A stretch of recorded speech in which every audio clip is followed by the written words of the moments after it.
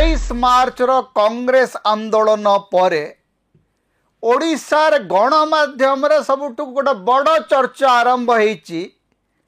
चर्चाटी होची जे ओडिशा राजनीति रे बीजेडी को पछकू ठेली देकरी कांग्रेस एक नंबर विरोधी दल आसन को अख्तियार करि नेछि।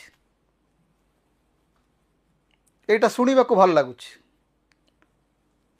कांग्रेस मार्च 27 तारिख दिन गोटे बहुत बड़ सफल आंदोलन करिछि एवं से सफल आंदोलन करिबा पछरे तांकु बहुत कष्ट स्वीकार करने को पड़ी।